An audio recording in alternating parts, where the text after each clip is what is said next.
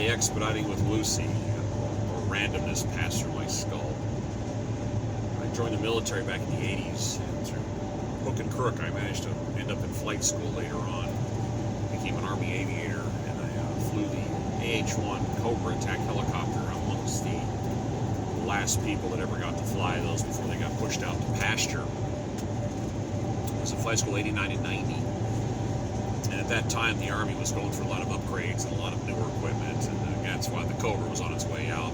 We went from what they call steam gauges to digital gauges. A lot of electronic changes were going on. And this one building we walked into, and there was a navigation training tool that was a handmade map. Just think of somebody going into a volleyball court and building a terrain map with little buildings on it and little tanks and stuff, and just handcrafting this very elaborate, kind of called a playground. And then they picked it up and stuck it on a wall, and it's like you walk into this room and there's this huge three-dimensional map. It's completely handmade. It's probably out of the 50s or 60s. And then behind us they had like stadium lights on it, so you walk into this giant room and it's lit up. I mean, just lit up. And there's a hydraulic arm with a finger on it that is close to it, and there's two guys in a booth behind us with the curtain closed, and they're flying down the valley. It's like I said, this is not something that was operational. This was just something people played with because it was way obsolete. And they would fly it down valleys, and they would navigate with it. It was just, like I said, a primitive training tool, and it was real old school. I seriously doubt the thing even exists anymore because it was out of service. It was past its date. We walked in the room, and we're just standing there looking at it, and you can hear these guys in the booth behind us having a conversation about it, and they're talking, they're talking in the background.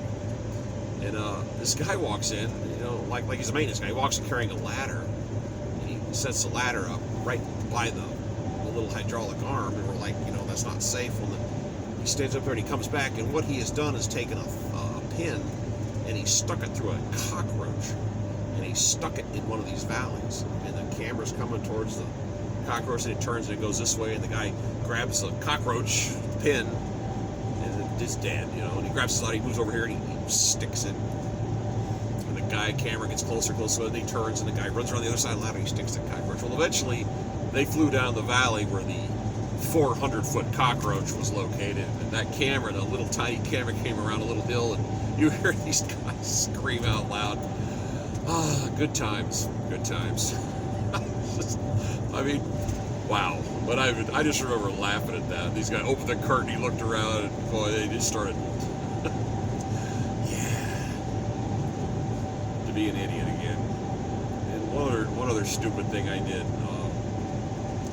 one of the many stupid things I did when I flew in the military, was I was at Fort Carson, and I was in a Cav unit, 27 Cav, in Fort Carson, Colorado, and one of the piece of equipment they have on the Cobra are rockets. A rocket, there's been a rocket and a missile. A missile has a brain or a guidance system. A rocket's it's a big bottle rocket. You light it, he fires, it goes over there, and it goes bang. It doesn't, just until it blows up or hits something.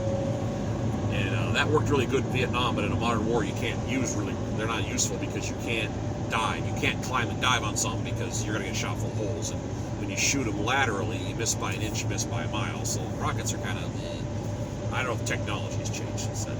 But we were out on a firing range, and we had a load of rockets on board. And we had these 38, and you have a switch in the cockpit. It's called the Rocket Management System, the RMS, and you fire what is called mode times quantity, which means your mode is single, dual, quad, and quantity is 1 through whatever. So you put single pair, and you push a button, and 2 rockets shoot out of the tube, or you put 2 pair, you get 4, or 4 quad. It just depends. So you dial it up. And the rockets, when they come out of the tube, in the old days the rocket would pop these fins like this, and then the new ones, they have this different pattern of little snap out stabilization pins. But the rockets are like this far apart in the tube. I mean, they're crammed in. So when one goes out and the back end goes bink, it takes a lot of real estate. So when you fire a pair, one comes off each side and fires out. We go out on this range, and we're not shooting explosive rockets. We're shooting inert. In the military, they they paint things blue if they're for training purposes. There's no boom to it. So these were known as the blue spears. And we're going out on this range, and we're supposed to shoot blue spears and something.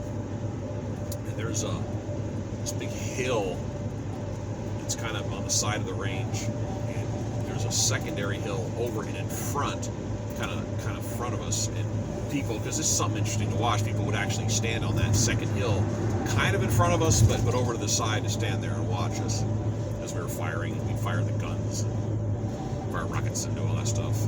And I'm playing with the RMS in the front seat, and I'm going, and it's dual pair quad. And I get to the all the way to the bottom, it says A, the letter A. What's A? I asked Mike in the back, what's A? I don't know. Get out the manual, flip through the pages. A, don't use A. Yeah, right. I'm 21 years old flying an attack helicopter, and you're telling me not to do something. You're right. Hey, Mike, it says don't use A. He goes, let's try A. Okay, we dial up A. We go over top of the hill, we hover, we line up on the shot, on the downrange, and hit the button. Yeah. A means all. A couple interesting things happened. When those rockets came out of that tube, they started having collisions with each other before they even exited. The pod's like over you, right behind you, right there. One of the blue spears, which is this big around 2.75-inch spears, started crashing. One of them actually bounced off the canopy, slammed into the canopy. I watched them go in the dirt. They went over towards the people that were standing there. One turned, went straight up through the rotor without being hit. I don't know how that happened. Shot through the rotor. And just 38 rockets went in all directions. On top of that fun, when all that rocket gas shot out the exhaust of the tube because we were hovering, it all got sucked into the air intake. And if a car does a backfire, a turbine engine has what's called a compressor stall, and that is an atomic backfire.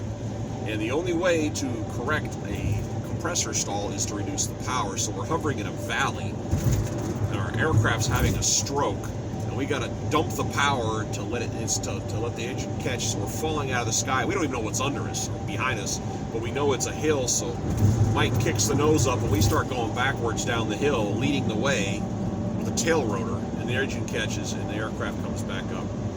And we didn't hit anything, and the scratch on the canopy, on the metal frame wasn't bad. We were like, oops. Come back up to our hover position. I look over. Remember all those people standing over there on that hill? Yeah, they're gone.